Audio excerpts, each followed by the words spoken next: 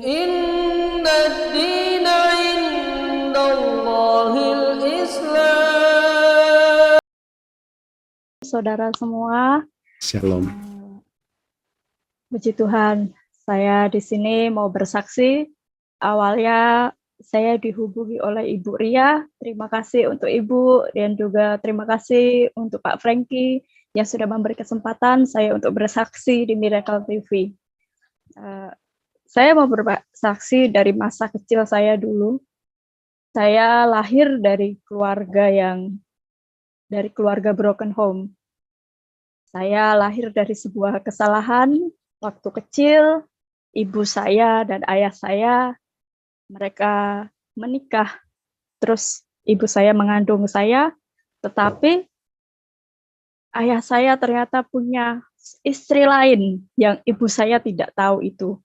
Hingga akhirnya mereka bertengkar. Akhirnya ayah saya meninggalkan ibu saya yang saat itu mengandung saya. Saat saya masih kecil, saya lahir di tengah-tengah keluarga yang saya bilang cukup ya taat beribadah. Waktu itu saya masih beragama Muslim. Saya dari kecil Muslim.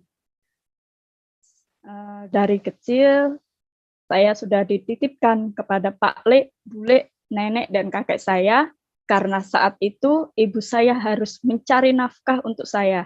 Ibu saya merantau saat itu ke Surabaya karena saya bertempat tinggal di Kediri. Hingga akhirnya 3 bulan ibu saya pulang ke Kediri, 3 bulan sekali pulang ke Kediri.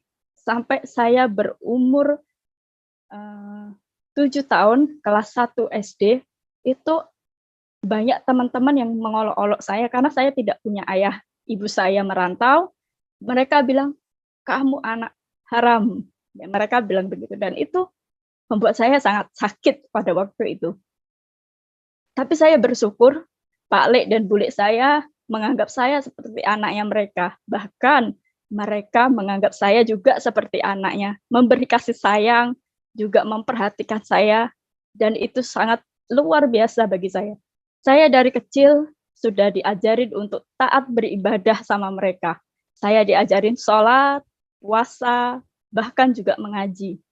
Saya juga sempat bersekolah di madrasah juga karena Pak Le dan Bule saya mau agar agama saya bisa lebih lagi ditingkatkan.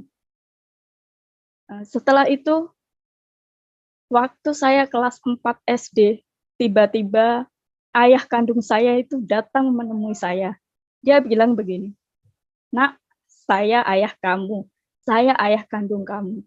Saya kaget, ayah yang selama ini tidak pernah ada, ayah yang selama ini tidak pernah datang. Saya bilang, ayah yang selama ini tidak pernah hadir di kehidupan saya, tiba-tiba hari itu dia ngomong begitu. Itu membuat saya yang benar-benar seperti kayaknya nggak mungkin deh ini ayah saya bilang gitu. Tapi saat itu karena saya masih kecil ya, saya iya-iya aja.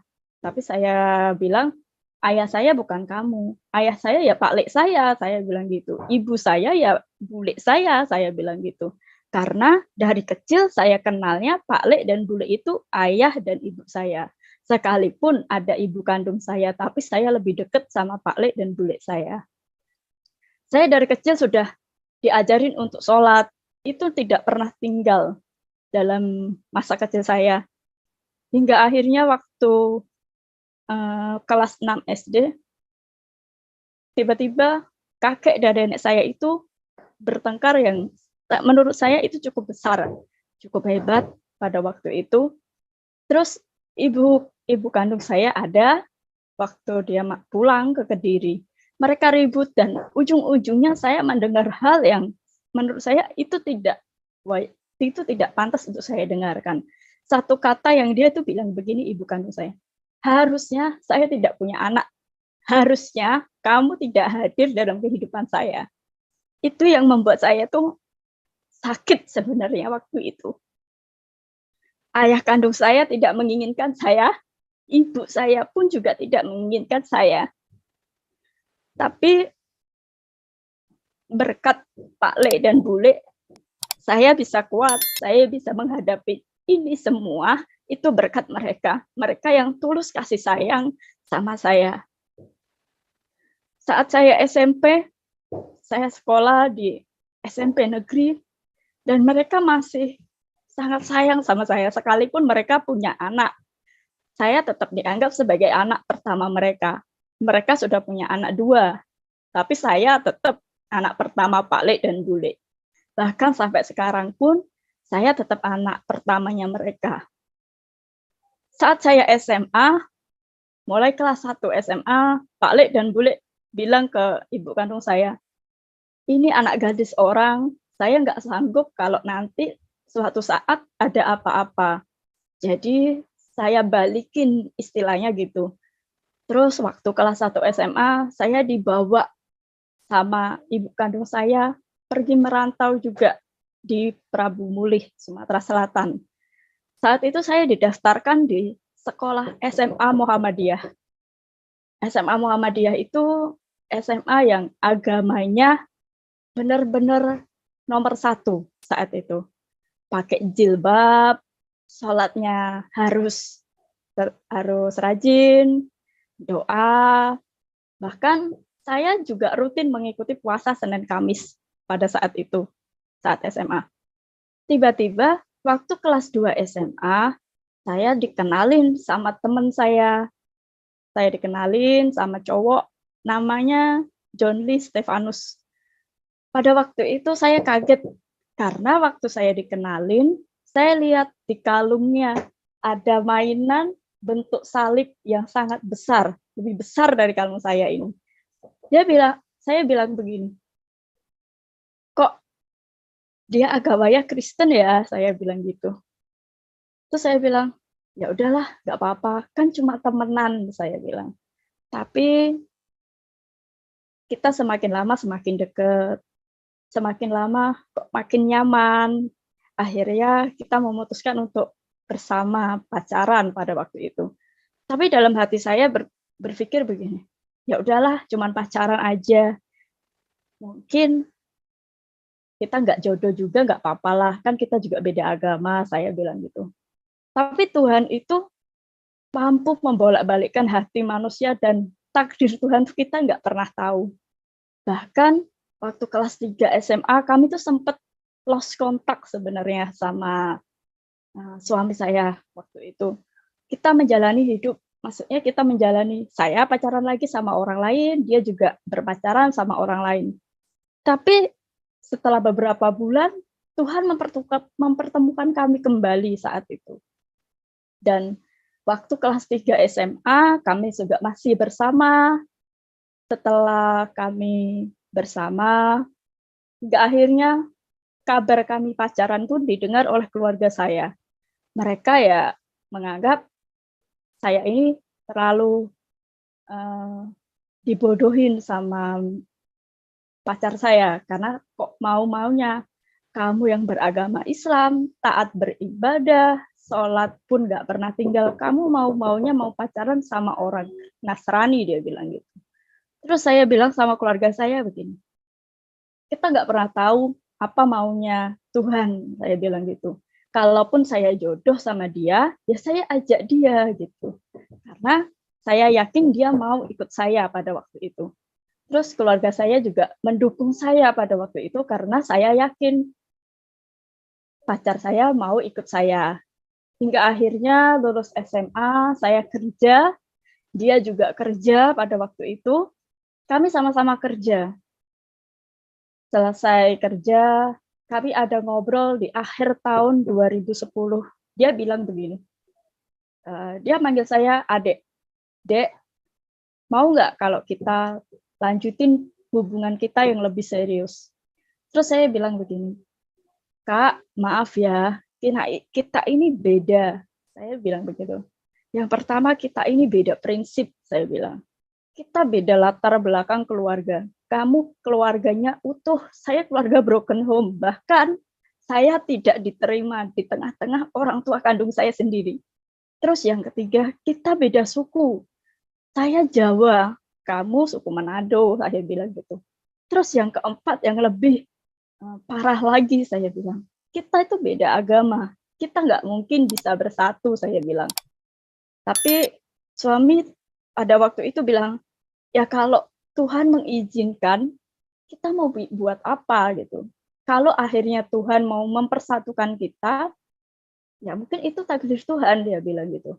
Terus saya telepon keluarga saya yang ada di Kediri, saya telepon Pak Lek saya telepon keluarga besar saya bilang, saya dilamar, saya mau menikah, gimana nih, saya bilang gitu.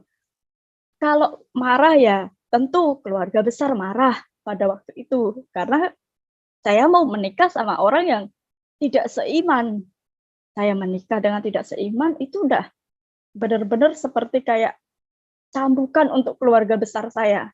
Karena Pak Lek saya sangat alim betul, agamanya sangat kuat. Bahkan saya dari kecil pun sama Pak Lek saya itu sudah mengikuti wisata religi. Kami sampai ke Wali Songo waktu itu, waktu kecil. Gitu. Emang benar-benar dari kecil emang dididik agama kami itu kuat. Tapi mengapa saat mau menikah malah memilih calon yang beda agama, sedangkan calon yang seagama aja banyak gitu. Misal kayak cowok yang satu agama banyak gitu. Apa harus mau dijodohin dulu, kata mereka. Saya bilang nggak perlulah. Tapi kalau emang maunya saya nggak mau pisah sama pacar saya bilang waktu itu. Terus mereka bikin ultimatum begini, oke, kamu bisa nikah asal kamu nikah secara Islam, dia bilang begitu. Nikahnya secara Islam dulu. Nanti setelah acara Islam, kamu mau menikah secara Kristen, yaitu urusan kamu sama keluarganya mereka. Terus saya bilang ke suami, bagaimana, Kak? Saya bilang begitu. Terus si suami dulu bilang, ya nanti saya rundingan dulu sama keluarga saya, boleh atau tidak. Dan saya tuh bersyukur banget dapat ya mertua yang begitu baik, bahkan sangat mengerti keadaan saya pada waktu itu. Dia bilang begini, ya udahlah, mau diapain, kalau saya ngotot nggak boleh juga percuma, dia bilang begitu. Akhirnya kami memutuskan untuk menikah. Menikahnya pun mendadak, bahkan banyak orang yang menganggap saya itu udah hamil duluan. Tapi saya bilang, saya nggak begitu, saya bilang gitu. Karena kami menikah mendadak waktu itu. Terus suami bilang begini, ya udah kita nikah secara Islam, dia bilang. Oke, kita nikah secara Islam. Tanggal 2 bulan 2 2011 kami akad nikah di rumah secara Islam. Dan pada waktu itu saya nikah di Kediri. Saya menikah di bulan Februari. Dan saya setelah menikah kembali lagi ke Sumatera, ke Prabu Mulih. Tapi ibu saya tidak ikut lagi ke Prabu Mulih. Dia tetap di Kediri. Pada waktu itu, saya menikah, kami beragama masing-masing. Saya tetap menjalankan, saya sholat, saya puasa, saya masih mengaji. Suami saya masih ke gereja. Dia masih tetap di agamanya sendiri. Jadi kami menikah itu benar-benar agama masing-masing. Tidak ada satu di dalam Tuhan, tidak ada waktu itu. Awal mula kami menikah. Setelah itu saya mendapat kabar baik, bulan 4-nya, bulan April, saya itu dikasih kepercayaan sama Tuhan mengandung saat itu. Saya positif hamil. Saya senang, tentu. Saya sebagai istri senang karena saya hamil pada waktu itu. Tapi yang namanya takdir kita nggak pernah tahu. Pada waktu bulan 7 itu bulan kelahiran saya. Harusnya itu menjadi kebahagiaan buat saya, tapi itu malah menjadi duka buat saya. Saya mengalami keguguran pada waktu itu. Saya keguguran, saya bilang ke suami, kenapa sih Tuhan kasih cobaan yang begitu berat? Saya dari kecil sudah ditolak sama orang tua saya, terus saya menikah, dan sekarang saya mau punya anak pun Tuhan ambil kembali gitu. Terus saya bilang, kok rasanya begini ya, saya bilang gitu. Tidak bisa mempertahankan kehamilan tuh rasanya sakit, saya bilang. Karena pada waktu itu usia kehamilan saya sudah 2 bulan. 2 bulan atau 3 bulan begitu. Terus kata suami saya tuh dia bilang begini, "Kalau emang mau dikasih ya puji Tuhan, tapi kalau emang belum dikasih ya udah, kita mau buat apa?" Gitu. Suami juga bilang, "Ayolah kita doa," dia bilang. Saya tetap kekuh, "Saya nggak mau ikut doa kamu, saya tetap ikut doa saya bilang. "Saya masih sholat, saya masih bisa sholat, saya masih bisa ngaji," saya bilang. Terus suami pada waktu itu, "Ya udahlah, apapun itu yang penting doalah sesuai agamamu," dia bilang. Karena suami pada waktu itu ngomongnya tuh kayak, "Ya udah terserah," gitu loh. Hingga akhirnya saya itu nunggu untuk hamil lagi hamil lagi, ternyata Tuhan nggak kasih. Sampai di akhir Desember, mau bulan Desember itu, di tahun 2011, mertua itu telepon saya. Dia bilang begini, "Yev, mau nggak ikut acara Natal? Ya saya tahu kamu muslim, tapi paling enggak ya bantuinlah di gereja untuk sekedar beres-beres, untuk sekedar, bantuin di sana, nongolin aja gitu, untuk memperkenalkan kalau kamu itu menantu saya," dia bilang begitu. Terus kayak seperti ada dorongan, saya bilang, "Ya deh, saya mau," gitu. Pada waktu itu mertua saya itu bilang begini, "Mau nggak kalau ikut KUR?" Dia bilang gitu. "Kita menyanyi sama-sama, tapi ini lagu gereja, ini lagunya orang Kristen," dia bilang gitu. Terus saya langsung bilang gini, "Ya nggak apa-apa sih," saya bilang, "itu kan cuma sekedar lagu, yang penting saya nggak dibaptis," saya bilang gitu. "Oh, oke, ya udah," gitu. Terus saya tuh waktu latihan itu kayak bener-bener orang itu kayak bener-bener merangkul saya itu bener-bener kayak udah dianggap keluarga sama mereka, saya sudah dianggap seperti anak sama mertua, dan nggak ada membedakan antara anaknya dan saya pada waktu itu. Terus saya bilang gini ke suami, "Kak, kok kamu enak sekali ya punya keluarga yang utuh," saya bilang gitu. "Aku tuh iri loh sama kamu," saya bilang gitu. "Karena saya dari kecil nggak pernah mendapatkan kasih sayang orang tua saya gitu. Saya mendapatkan kasih sayang dari Pak Lek dan Bu Lek pun itu terbatas, tidak seperti anak kandungnya mereka," saya bilang gitu. Terus suami bilang gini, "Ya udahlah, itu kan juga papi mami saya, berarti ya papi mami kamu juga," dia bilang gitu. Terus saya bilang, "Oh yalah, berarti aku bolehlah kalau misalkan saya ada masalah atau apa, saya bolehlah curhat sama mereka," saya bilang gitu. "Iyalah," katanya. Terus akhirnya kami Natalan pada waktu itu. Saya benar-benar pada waktu Natal itu kayak seperti ada damai sejahtera yang benar-benar di hati itu yang saya selama ini tidak pernah dapatkan. Dan saya itu pada waktu ikut Natal, saya bilang, "Kok rasanya damai sekali ya hati saya. Sekalipun saya punya masalah, sekalipun saya, eee, jelek di mata orang tua saya nggak diaku sama ayah saya, tapi kok rasanya ini beda ya," saya bilang gitu. Seperti saya itu benar-benar ada damai yang nggak bisa lagi diungkapin sama kata-kata, saya bilang gitu.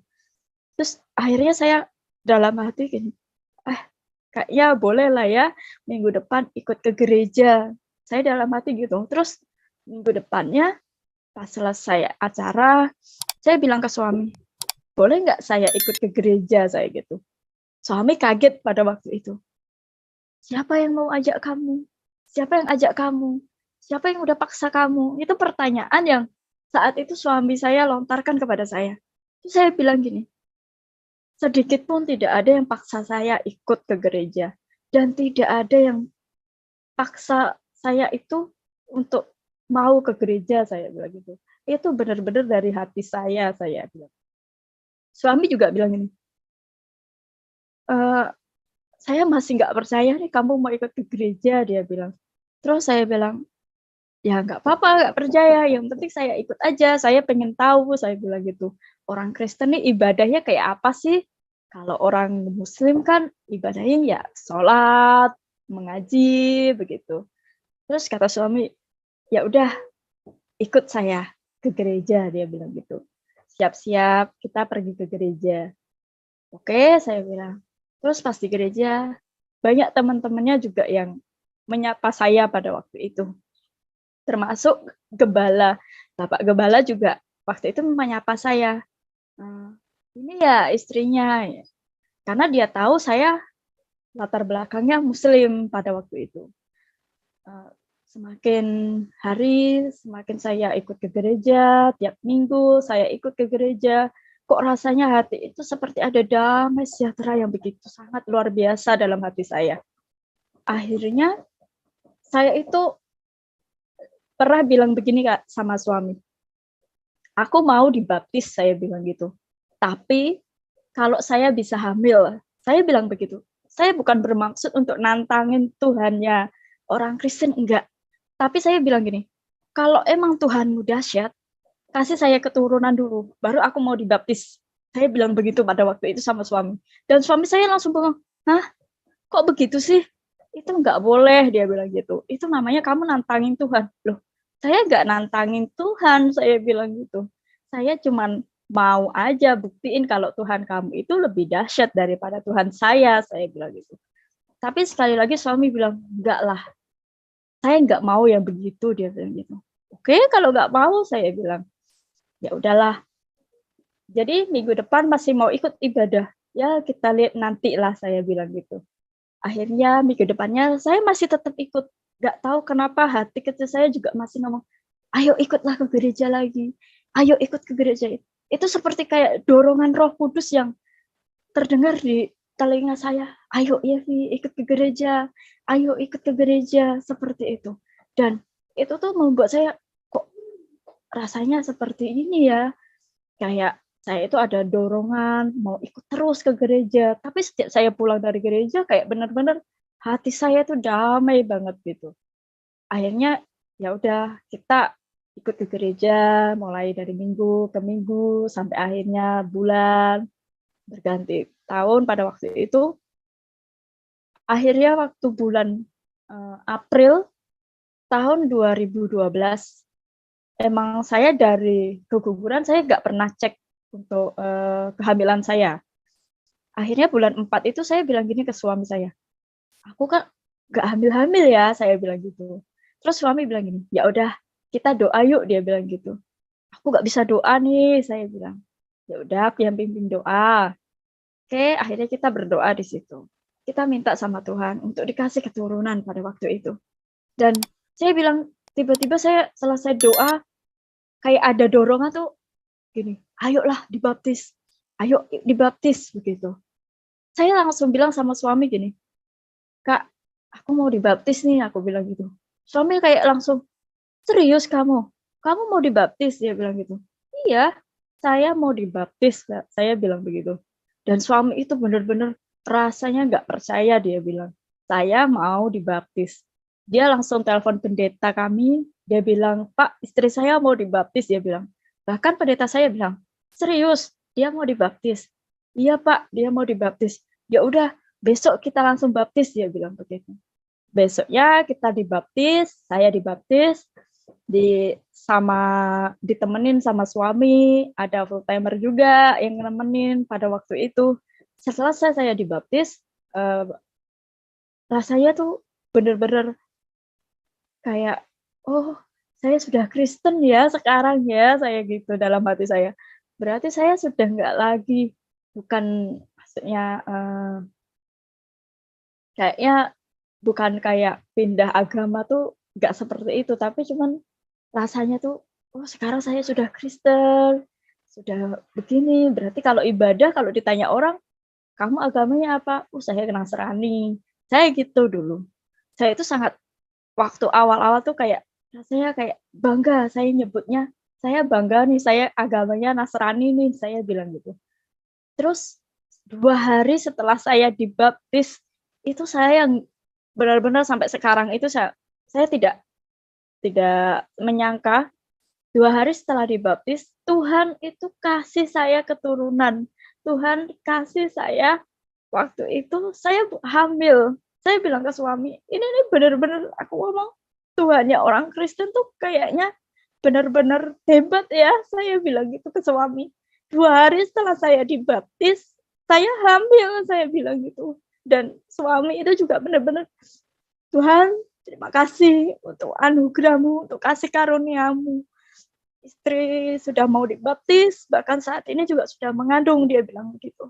Dan itu membuat saya juga rasanya seperti senang sekali dalam hati saya. Itu benar-benar mukjizat Tuhan yang pertama yang saya rasakan setelah dibaptis. Itu benar-benar anugerah Tuhan yang luar biasa. Bahkan saat banyak orang yang ngomong, udahlah, kamu tuh kalau udah keguguran, kamu bakal susah punya anak.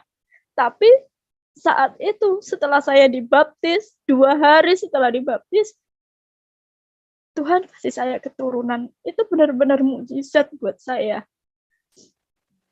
Sampai akhirnya saya ikut ke gereja, saya ibadah, terus ada salah satu pengerja itu bilang begini, "Kamu udah dibaptis ya?" Dia bilang gitu. "Oh iya, C," saya bilang gitu.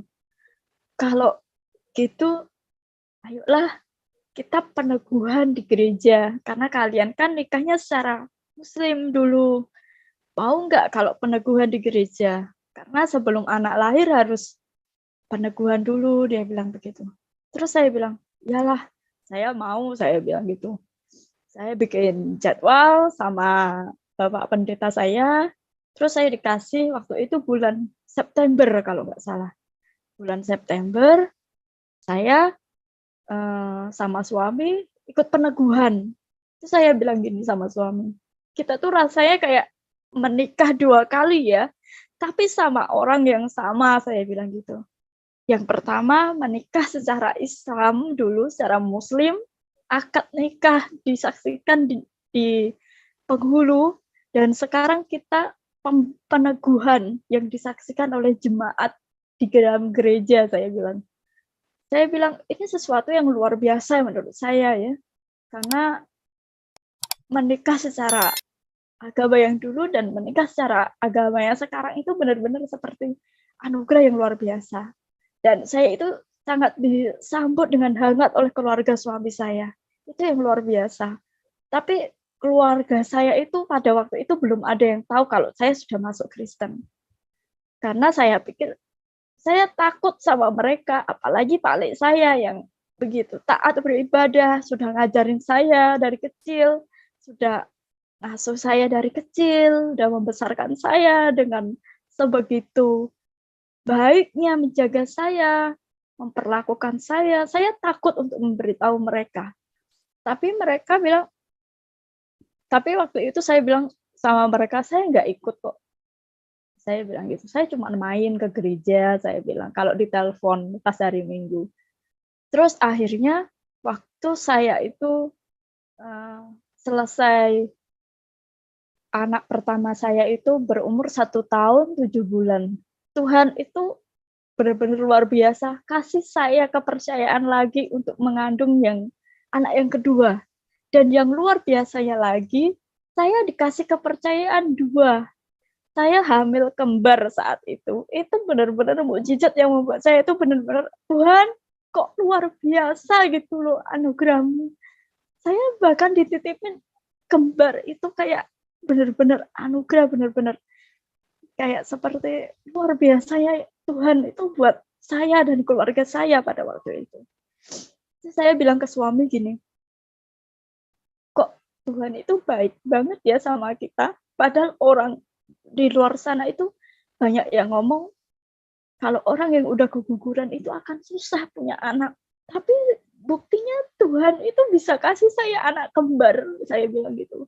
Bahkan saat saya hamil kembar pun banyak juga orang yang uh, banyak orang yang menghakimi saya seperti kayak, "Udahlah, kamu tuh badannya kecil, kamu itu kurus," dia bilang gitu. "Kalaupun hamil kembar, itu nanti nggak akan selamat salah satunya," dia bilang gitu. Bahkan nanti lahirnya prematur gitu, karena kebanyakan orang anak kembar lahirnya prematur.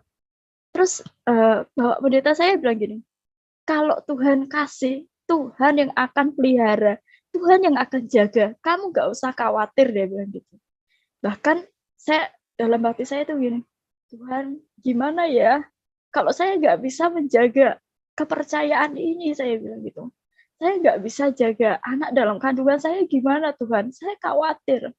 Tapi suami pada waktu itu bilang gini, kita nggak perlu khawatir.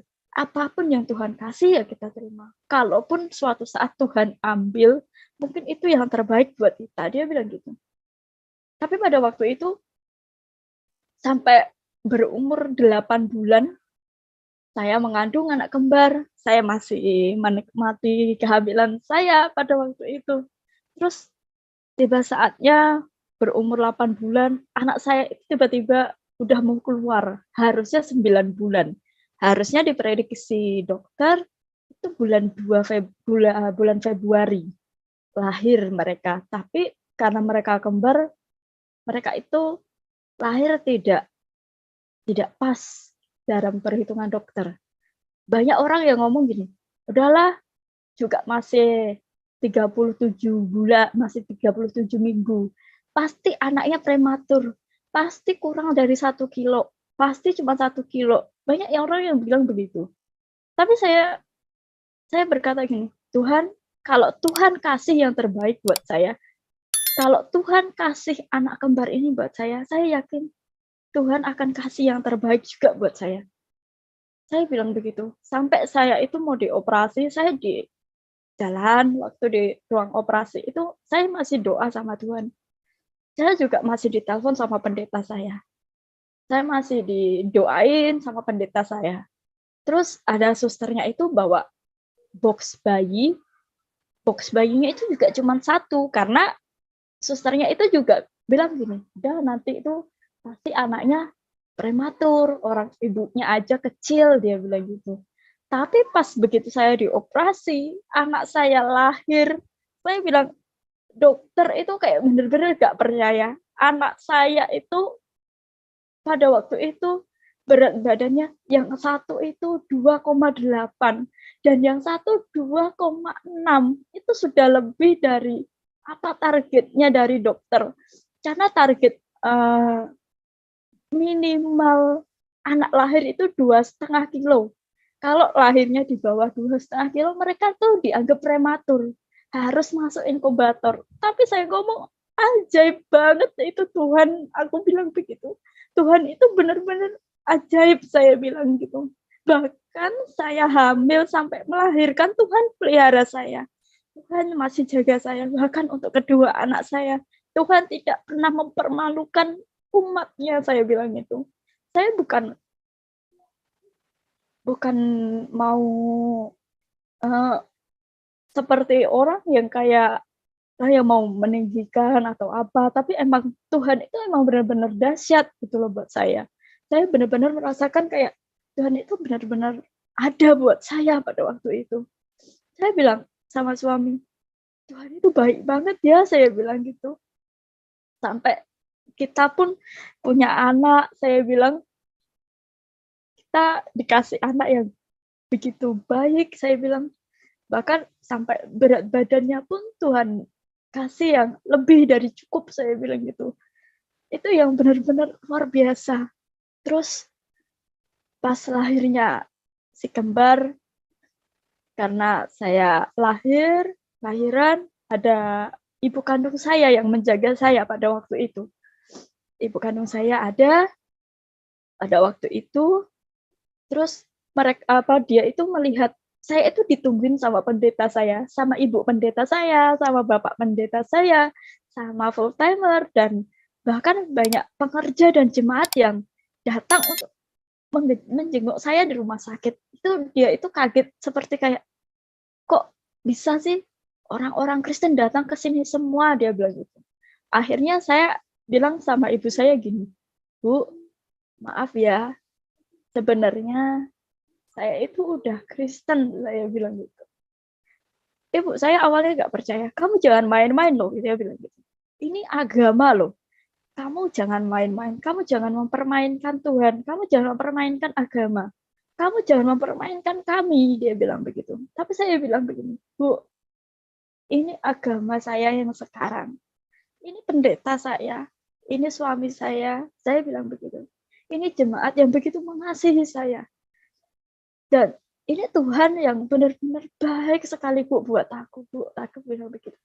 Ibu itu kayak langsung nangis gitu. Sekalipun dia tidak, istilahnya kayak waktu kecil tidak menginginkan saya, tapi waktu saya udah punya anak, dia sayang gitu sama saya.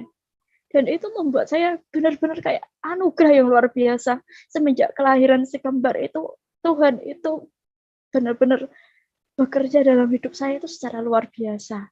Saya bilang sama keluarga besar saya telepon mereka. Saya bilang sama Pak Lek, sama Bu Lek, saya nangis sama mereka.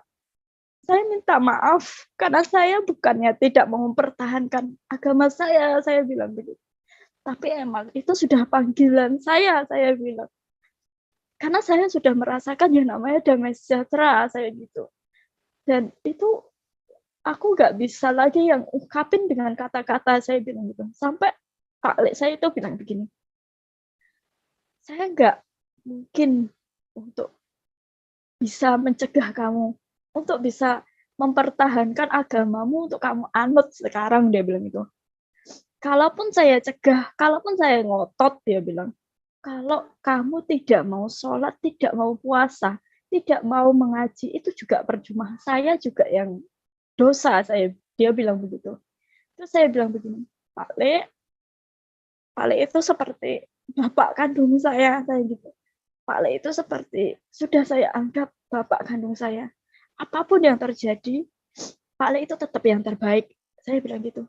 Apapun yang keputusan yang sudah saya ambil, percayalah itu yang terbaik buat saya bilang gitu. Pak Le nggak perlu merasa bersalah. Apapun omongan orang, Pak Le nggak perlu peduliin itu. Tidak sedikit orang yang menghujat saya. Tidak sedikit orang yang mengutuk saya. Dan saya itu bilang gini, Tuhan itu benar-benar baik buat saya. Saya percaya Tuhan itu sanggup mengubah kutuk dalam hidup saya itu jadi berkat buat saya. Saya bilang gitu. Terus saya bilang gini sama suami. Sekarang saat saya mulai terbuka sama keluarga saya takut keluarga saya jadi musuhin saya bilang gitu. Tapi pada saat itu ternyata benar-benar kayak Tuhan itu sekali lagi tunjukin kebaikannya untuk saya. Keluarga saya tidak ada sedikit pun yang menolak saya. Bahkan sampai sekarang mereka itu benar-benar seperti kayak saya masih keluarganya mereka, saya masih seperti adiknya mereka, saya masih seperti anaknya mereka gitu. Mereka tidak pernah menganggap saya sebagai orang yang, oh kamu Kristen nih, jangan deket-deket saya. Mereka enggak. Dan itu secara luar biasa Tuhan itu ada buat saya. Saya yakin gini, saya dari kecil sudah hidup yang, saya bilang, saya ini lahir dari sebuah kesalahan. Saya bilang gitu. Mungkin inilah Tuhan kasih saya jalan. Untuk saya tuh jalannya agar sedikit lebih enak mungkin ya. Saya bilang gitu kan dalam hati saya. Terus suami bilang gini, ya itu benar-benar mukjizat buat kamu, dia bilang begitu. Itu benar-benar kayak kasih karunia yang Tuhan berikan untuk kamu. Mungkin suatu saat kamu bisa kasih kesaksian buat orang. Mungkin suatu saat kamu bisa kasih kayak seperti sekarang gitu untuk kasih berkat untuk orang gitu. Dan suami saya juga percaya gini, kalau dalam satu keluarga ada satu orang yang diselamatkan, kita itu percaya kalau seisi keluarga kita juga akan diselamatkan oleh Tuhan. Dia bilang begitu. Terus saya bilang gini, waktu beberapa bulan yang lalu saya itu seperti kayak pukulan sebenarnya buat saya.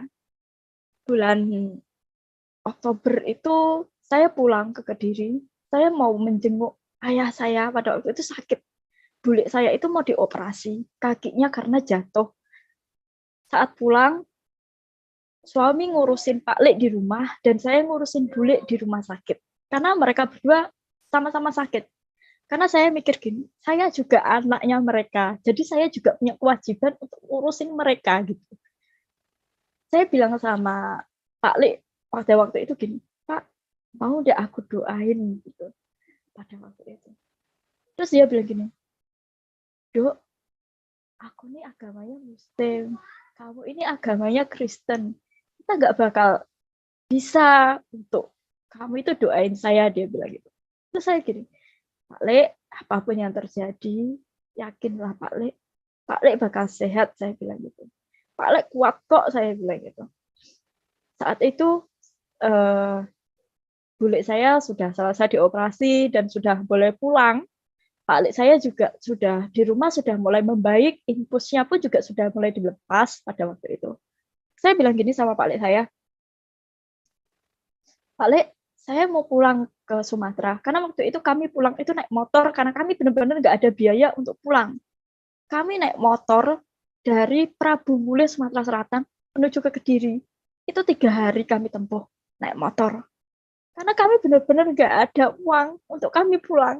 Karena tujuan kami, orang tua kami sakit gitu pada waktu itu. Terus saat mereka udah sehat, saya bilang gini, Pak Le, Bule, saya pulang ya. Jaga diri baik-baik, saya bilang gitu. Dan pada waktu itu Pak Le itu bilang gini, Dok, kalau mau ke sana itu biayanya berapa? Dia bilang gitu. Ya kalau Pak Le mau ke sana lihat rumah saya bilang lihat rumah anakmu ini biayanya ya cukup besar, saya bilang pada waktu itu. Biayanya enggak, biayanya lebih dari 5 juta, saya bilang gitu. Nanti kalau saya ada berkat, saya jemput, saya bilang gitu sama Pak Le saya. Dia bilang begini, iya Dok, saya pengen, aku pengen Dok ke sana, dia bilang begitu. Pada waktu saya mau berangkat untuk pulang ke Prabu Mulih, dia itu peluk saya dan dia itu nangis. Biasanya kalau saya tinggal pulang ke Prabu Mulih, dia tuh nggak pernah nangis. Dan mungkin itu seperti kayak firasat mungkin ya. Pak Lek saya itu nangis gitu pada waktu itu. Dan bule saya tuh tiba-tiba ngomong gini, bule saya itu juga nggak pernah nangis waktu saya tinggal. Pada waktu itu dia juga nangis. Dan setelah itu kami pulang lagi ke Prabu Mulih naik motor 3 hari. 2 minggu setelah kami sampai di Prabu Mulih, adik saya itu telepon saya, Mbak, dia bilang gini, ikhlasin dia, Bapak, dia bilang gitu. Saya itu rasanya sudah kayak, Tuhan, ada apa nih? Saya bilang gitu. Tuhan, ada apa ya? Kok adik saya tiba-tiba nelpon begitu? Saya bilang. Terus pada waktu itu, Tuhan itu tiba-tiba kasih berkat buat saya dan suami. Yang awalnya tuh kami ada menjual mobil itu selama 1 tahun tuh nggak ada yang mau beli pada waktu itu. Saya benar-benar butuh biaya. Saya butuh biaya. Tapi nggak ada orang yang mau beli mobil kami. Karena mobil kami itu mobil kijang lama. Itu nggak ada yang mau beli. Tapi waktu adik saya ngomong, Mbak, ikhlasin Bapak ya, dia bilang gitu. Saya ngomong, saya nggak ikhlas, saya bilang gitu. Tiba-tiba ada orang datang ke rumah, dia bilang gini, Mbak, saya mau kasih DP mobil, saya mau beli mobilnya, dia bilang gitu. Saya bilang gitu, loh, Bapak udah lihat kondisi mobilnya? Udah, sudah dijelasin sama suaminya. Udah dijelasin semua, dia bilang gitu. Loh, terus ini gimana Pak? Saya bilang. Terus dia bilang, ini saya kasih 5 juta dulu, nanti malam saya transfer sisanya, dia bilang begitu. Terus saya bilang lagi ke suami, gimana? Terus suami bilang, ya udah, ada uang kita pulang, dia bilang gitu. Dan itu tuh benar-benar kayak Tuhan itu benar kasih jalan buat kami pulang lagi. Kami ajak anak-anak, semua anak-anak ikut 3-3-nya pulang. Kami sewa mobil untuk pulang pada waktu itu. Nah, kami itu pulang karena kami pikir lewat tol itu cepat gitu. Karena naik mobil cepat gitu. 1 hari nggak nyampe 1 hari ya kita udah nyampe lah di Kediri. Saya bilang gitu. Tapi ternyata Tuhan itu nggak selalu buat jalan kita itu mulus gitu loh. Pada waktu itu saya baru nyebrang di Merak tiba-tiba adik saya nelpon, "Mbak, Bapak udah nggak ada," dia bilang gitu. Dan itu buat saya itu hancur pada saat itu. Karena sebelum Bapak nggak ada tuh, Bapak itu pernah ngomong begini, "Dok, aku tuh pengen lah sekali-sekali ikut kamu," dia. Saya bilang, "Ya nanti lah Pak ya, kalau ada berkatnya kita sama-sama ke sana," saya bilang gitu. Tapi ternyata Tuhan nggak, ya ini ya, ternyata Tuhan nggak mau gitu. Bukannya nggak mau untuk ngabulin doanya tuh enggak sebenarnya ya. Mungkin karena Tuhan tahu Bapak saya udah sakit-sakitan pada waktu itu mungkin ya. Terus saya bilang gini, "Tuhan, kenapa sih saya dikasih cobaan yang begitu berat?" Saya bilang gitu. "Ini membuat saya yang saya takutkan selama ini," saya bilang. "Dari kecil saya nggak pernah dapat kasih sayang dari ayah kandung saya. Kok sekarang Bapak yang sama ini saya anggap ayah kandung saya pergi ninggalin saya," saya bilang. Tuhan itu kayaknya kok nggak ada jawaban gitu loh. Tapi pada saat saya nyampe di sana, saya nyampe di Kediri, orang udah kayak, "Udah ya udahlah, ikhlasin," gitu. Saya bilang gini, berat rasanya untuk ikhlasin, karena dari kecil dia yang ngerawat saya bilang gitu. Akhirnya saya tuh malamnya tuh doa, saya bilang gini, "Tuhan, ya udahlah, saya ikhlas apapun yang Tuhan ambil, saya ikhlas," saya bilang gitu. "Kasih saya uh, keikhlasan, kesabaran Tuhan," saya bilang gitu. Saya doa, saya minta sama Tuhan, apapun yang terjadi, mungkin ini yang terbaik buat saya. Mungkin ini yang terbaik buat bapak saya bilang gitu. Mungkin ini juga yang terbaik, karena bapak saya sudah sakit-sakitan. Saya bilang gitu. Saya ikhlas kok, saya Tuhan, saya bilang gitu.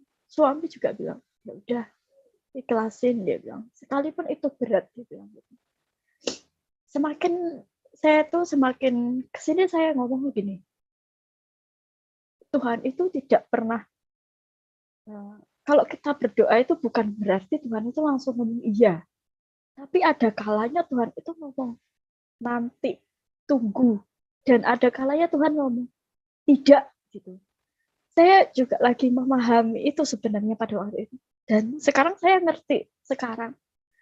Tidak semua doa saya itu bisa Tuhan kabulkan. Tidak semua apa yang saya inginkan itu dikabulkan sama Tuhan. Dan itu kadang saya merasa sakit, tapi saya sekali lagi saya gini, kalau Tuhan belum kasih atau Tuhan nggak kasih, mungkin itu yang terbaik buat saya. Tuhan tahu apa yang terbaik buat anaknya.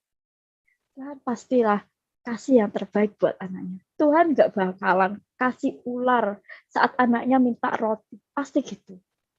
Nah, kesimpulannya gini, saya dari kecil emang sudah lahir dari keluarga yang keluarga broken home. Saya lahir dari sebuah kesalahan, tapi saya dianggap oleh keluarga suami seperti anaknya mereka. Dan itu saya ngomong, itu luar biasa buat saya. Kisah mungkin tidak semua orang bisa mendapatkan mertua yang begitu baik. Tapi saya mendapatkan itu. Saya percaya kok di luar sana banyak yang ngomong, banyak yang mengutuk saya. Bahkan ada yang ngomong gini, pernikahan kamu itu nggak bakalan langgeng. Pernikahan kamu itu nggak bakalan sampai setahun. Tapi Tuhan sertai pernikahan kami sampai 11 tahun. Itu secara luar biasa banget buat saya. Dan sampai saat ini Tuhan masih sertai saya. Dan itu yang membuat saya secara luar biasa saya mengenal Tuhan lebih lagi. Saya bilang, sekalipun kita pacaran beda agama, kita menikah beda agama. Tapi kalau Tuhan sudah panggil kita, kalau Tuhan sudah mau kita untuk ikut dia, kita nggak bisa nolak. Kita nggak bisa ngomong tidak sama Tuhan gitu. Dan apapun yang jadi keputusan Tuhan, itu pasti yang terbaik buat kita. Terima kasih. Ini kesaksian saya malam ini. Kesaksian ini perlu dibongkar dengan jujur, karena yang ditawarkan bukan kebenaran, melainkan emosi yang dibungkus menjadi iman. Perempuan ini jelas berasal dari Islam, dibesarkan dengan sholat, puasa, mengaji, madrasah, dan pendidikan Muhammadiyah. Jadi tidak adil jika Islam kemudian digambarkan gagal hanya karena hidupnya penuh luka. Broken home, penolakan keluarga, dan keguguran bukan kegagalan Islam, tapi realitas hidup yang juga dialami para nabi. Agama tidak pernah menjanjikan hidup tanpa ujian. Kesalahan fatal dalam kesaksian ini adalah menjadikan hasil duniawi sebagai bukti kebenaran Tuhan. Keguguran saat masih Muslim dipahami sebagai tanda ditinggalkan, sementara kehamilan setelah pindah agama dipromosikan sebagai bukti Tuhan yang baru lebih benar. Ini logika yang runtuh. Jika punya anak, sehat, dan hidup muda dijadikan ukuran Tuhan yang benar, maka ateis, penyembah berhala, bahkan penjahat pun harus dianggap berada di jalan yang benar. Rezeki bukan dalil akidah. Kesaksian ini juga menampilkan iman transaksional. Jika engkau berkuasa, buktikan dulu, baru aku ikut. Ini bukan iman, ini taruhan spiritual. Ironisnya, sikap seperti ini justru bertentangan dengan ajaran Kristen yang melarang manusia mencobai Tuhan. Namun tidak ada koreksi, tidak ada klarifikasi. Yang ada hanya tepuk tangan dan air mata. Ini menegaskan bahwa yang dicari bukan kebenaran, tapi pengalaman emosional yang terasa manis. Bagian paling sering menipu penonton adalah narasi tentang rasa damai dan nyaman. Kenyamanan ini bukan karena Tuhan berganti, tapi karena konflik rumah tangga akhirnya hilang. Saat masih Muslim, ia hidup dalam pernikahan beda agama. Ibadah dilakukan terpisah. Doa tidak searah. Secara spiritual, rumah tangga tidak selaras. Setelah pindah agama, seluruh aktivitas ibadah bisa dilakukan bersama suami, ke gereja bersama, doa bersama, aktivitas komunitas bersama. Ini kenyamanan sosial dan emosional, bukan wahyu. Jika seorang Muslim menikah dengan pasangan seiman, sholat berjamaah, doa bersama, dan tumbuh dalam satu arah ibadah, rasa damai yang sama bahkan lebih kuat juga akan muncul.